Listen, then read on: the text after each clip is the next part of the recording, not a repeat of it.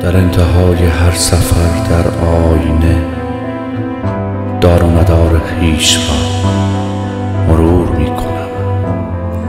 این خاک تیره، این زمین، پاپوش پای خسته ام. این سقف کوتاه آسمان، سرپوش چشم بسته ام.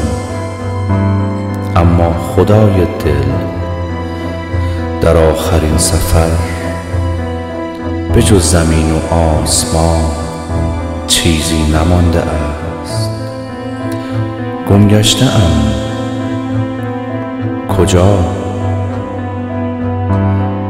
کجا ندیده ای مرا؟